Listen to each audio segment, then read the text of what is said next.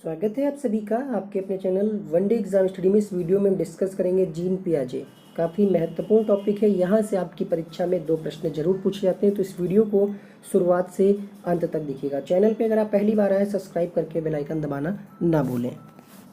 Gene पियाजे ने कौन सा सिद्धांत दिया था, कभी कभी ये प्रश्न पूछ लेता है। तो संज्ञानात्मक विकास का सिद्धांत जीन पियाजे के द्वारा दिया गया था। और ये कहाँ के निवासी थे, ये भी प्रश्न पूछ लेता है, या कहाँ के ये मनोवैज्ञानिक थे। तो स्विट्जरलैंड के मनोवैज्ञानिक थे। इनका जन्म 1896 में हुआ था। कभी कभी प्रश्न ये भी पूछ लेता है कि इन्होंने जो अपने प्रयोग किए थे वो किस पर किए थे। तो आपको बता दें, यहाँ पे जीन पियाजे ने जो अपने प्रयोग किए थे वो अपने बच्चों पर किए थे, यानी इनकी 2 बेटियां और 1 बेटा था, उसी पर अपने इन्होंने प्रयोग किए थे। इनके अनुसार बालक द्वारा अर्जित ज्ञान के भंडार का स्वरूप विकास की प्रत्येक अवस्था में बदलता रहता है और परिमार्जित होता रहता है। तो इन्होंने 4 अवस्थाएं जो बताई थी।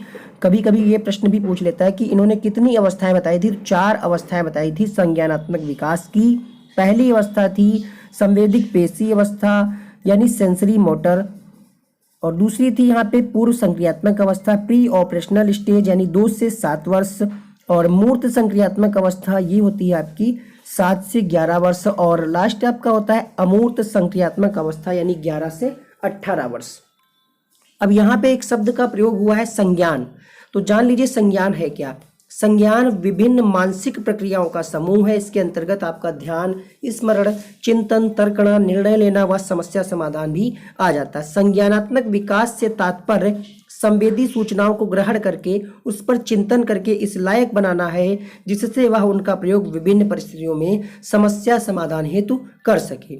और दूसरी चीज यहाँ पे देख सकते हैं आप, जीन पियाजे ने संज्ञानात्मक पक्ष पर बल देते हुए संज्ञानवादी सिद्धांत दिया था। पियाजे ने बताया कि संज्ञानात्मक विकास शैशव अवस्था से प्रारंभ होकर जीवन पर्यंत तक चलता है।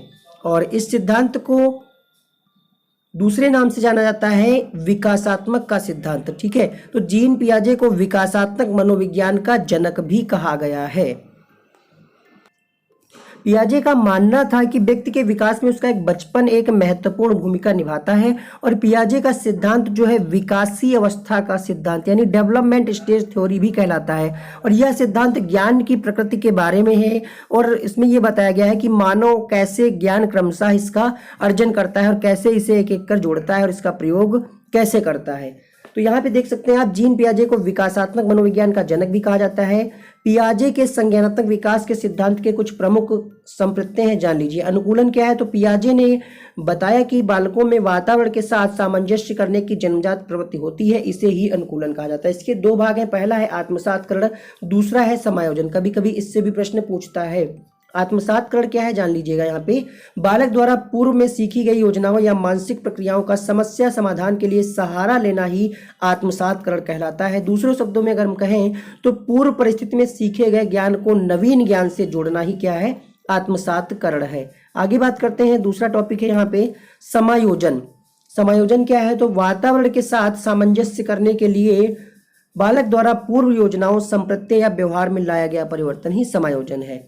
ठीक है, अब इन्होंने 4 अवस्थाएं दी थी, उनकी बात करेंगे। पहला था आपका संवेदीगामक अवस्था। ये अवस्था जो है 0 से 2 वर्ष की अवस्था मानी जाती है। इस अवस्था में बच्चा जो है शारीरिक रूप से चीज़ों को इधर उधर करना, जैसे खिलौना अगर आप दे देते हैं तो उसको इधर उधर कर देता है, खेलता है खिलौनों से, और वस्तुओं की पहचान करने की कोशिश करता है, चीजों को पकड़कर मुंह में डालना आदि का अध्ययन करता है। पियाजे ने बताया था कि इस अवस्था में शिशुओं का संज्ञानात्मक या बौद्धिक विकास शिक्षा उप अवस्थाओं में होता है। इससे हालांकि इतना डीपली प्रश्न नहीं पूछता है, तो हम ले चलते हैं आपको दूसरी अवस्था की तरफ, जो कि होती है प्राक संक्रियात्मक अवस्था। 0 से 2 वर्ष आपने पढ़ा यहाँ पे, यानी 24 महीने। ये होती है संवेदीगामक अवस्था। और इसके बाद होती है 2 से 7 आपका प्री ऑपरेशनल स्टेज, यानी प्राक संक्रियात्मक अवस्था। ठीक है, इस अवस्था में बालक चिंतन करना प्रारंभ कर देता है तथा तर्क करने की क्षमता भी आ जाती है, परंतु जो उसका तर्क है वो क्रमबद्ध नहीं होता है। बालक इस अवस्था में जोड़ घटाना आदि करने सीखने लगता है। पियाजे के अनुसार बालक में समझ पहले आती तथा उसके बाद वह भाषा सीखता है। इस अवस्था को पियाजे ने 2 भागों में बांटा है। पहला होता है इसमें 2 से 4 वर्ष प्राक संप्रत्यात्मक अवधि, दूसरा होता है यहाँ पे अंतरदर्शी अवधि। ठीक है, तो इसमें डिटेल से चर्चा बाद में करेंगे, ठीक है। पहले यहाँ पे आप जान लीजिए तीसरी अवस्था, पहली आपने जान ली, दूसरी जान ली, इसको 2 भागों में बांटा है। इतना डीपली प्रश्न नहीं आता, इसलिए इस टॉपिक को यहीं पे रोकते हैं और आगे बढ़ते हैं। ये आपकी तीसरी अवस्था है मूर्त संक्रियात्मक अवस्था, कॉन्क्रीट ऑपरेशनल स्टेज। ये अवस्था 7 वर्ष से लेकर 11 वर्ष तक की होती है और इस अवस्था में बालक ठोस वस्तुओं में आसानी से मानसिक क्रियाएं कर लेता है। इस अवस्था में बालक की चिंतन और तर्क करने की शक्ति अधिक क्रमबद्ध हो जाती है और इस अवस्था में बालक तुलना एवं अंतर करना तथा गलत सही की परख करना सीख जाता है। बच्चे को जैसे अगर आप कुछ दे देंगे, मान लिया पानी दे दिया आपने, एक में गर्म पानी एक में ठंडा, तो वो तुलना कर लेगा कि ये पानी गर्म है और ये ठंडा है, ठीक है। तो ये चीज़ें हैं, तुलना करना सीख जाता है बच्चा अपने मम्मी पापा को आसानी से, मतलब उसमें भी तुलना कर लेता है, पहचान लेता है।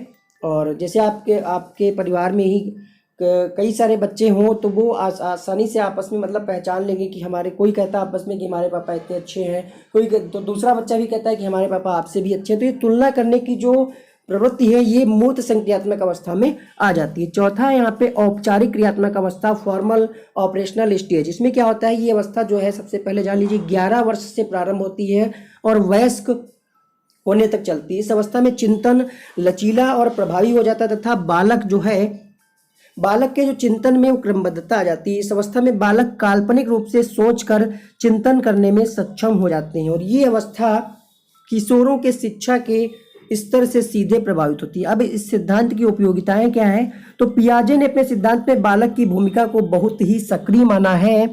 पाठ्यक्रम निर्माण के समय बालक की रुचि, प्रेरणा और आवश्यकता का विशेष ध्यान दिया जाना चाहिए। पियाजे का यह सिद्धांत बताता है कि बालकों के चिंतन में जीववाद व आत्मकेंद्रिता जैसे दोष उत्पन्न हो जाते हैं। आशा करते हैं इस वीडियो को आप पसंद करेंगे और लाइक करेंगे। यहाँ पे कुछ और पॉइंट हैं, जान लीजिए। स्विस मनोवैज्ञानिक पियाजे का कहना है कि जैसे जैसे बच्चे की आयु बढ़ती है उसका कार्यक्षेत्र बढ़ता जाता है, वैसे वैसे बुद्धि का भी विकास होता जाता है। उन्होंने स्पष्ट किया कि पहले बच्चा सरल प्रत्ययों के माध्यम से सीखता है, परंतु जैसे जैसे बच्चा बड़ा होता है कठिन से कठिनतम प्रत्ययों को ग्रहण करने लगता है, ठीक है। हमारे लिए उपयुक्त वातावरण की आवश्यकता है, वातावरण का बहुत अधिक प्रभाव पड़ता है इनके अनुसार। और इन्होंने कहा कि सीखना कोई यांत्रिक क्रिया नहीं है बल्कि एक बौद्धिक प्रक्रिया है, एक संप्रत्यय निर्माण की प्रक्रिया है और यह संप्रत्यय निर्माण बालक की आयु के अनुसार होता है। तो ये थे कुछ इंपॉर्टेंट फैक्ट जो आपने पढ़े यहाँ पे। तो इस वीडियो को अब बात करते हैं ट्रिक की यहाँ पे। तो संवेदी प्रेरक अवस्था जो कि 0 से 2 वर्ष मानी जाती है, पूर्व संक्रियात्मक अवस्था 2 से 7 वर्ष, मूर्त संक्रियात्मक अवस्था 7 से 11 वर्ष, औपचारिक संक्रियात्मक अवस्था 11 से 15 वर्ष। कई सारे लोगों को यहीं पे कंफ्यूजन हो जाती है कि कौन से किस वर्ष में आती है। तो आपको बता दें, एक छोटी सी ट्रिक है, याद कर सकते हैं आप कि मेरी संवेदनाएं, ठीक है, मेरी संवेदनाएं पूर्व में मूर्ति को देखकर जग जाती थी। तो पहली अवस्था कौन सी हो गई, संवेदी, 0 से 2 वर्ष, ठीक है। संवेदी प्रेरक अवस्था यानी मेरी संवेदनाएं, यहाँ से आपकी पहली अवस्था हो गई। पूर्व में यानी ये आपकी पूर्व शब्द से आप समझ सकते हैं पूर्व संक्रियात्मक अवस्था, तो ये हो जाएगा आपका सेकेंड स्टेज पे आपका हो जाएगा पूर्व में मूर्ति को देखकर, यानी मूर्त संक्रियात्मक अवस्था 7 से 11 वर्ष जग जाती थी। लास्ट आपका बचा औपचारिक, तो ये हो जाएगा आपका औपचारिक संक्रियात्मक अवस्था 11 से 15 वर्ष। इतना याद कर लीजिए, मेरी संवेदनाएं पूर्व में मूर्ति, कोई अच्छी सी मूर्ति अगर आप देखें तो आपकी संवेदनाएं मतलब काफ़ी आपको अच्छा लगेगा, काफ़ी पसंद आएगा, तो आप क्या करेंगे, अंदर से बहुत ज़्यादा खुश हो जाएंगे। तो वही चीज़ है, मेरी संवेदनाएं पूर्व में मूर्ति को देखकर जग जाती थी। तो ये थी कुछ छोटी सी ट्रिक, अगर आप याद कर सकते हैं तो बहुत अच्छी बात है। इससे आप चारों स्टेज भूलेंगे नहीं कभी, एक छोटी सी लाइन में इनकी अवस्थाएं नहीं भूलेंगे। तो उम्मीद करते हैं इस वीडियो को आप लाइक करेंगे, शेयर करेंगे, चैनल पे पहली बार है सब्सक्राइब करके बेल आइकन दबा दीजिएगा।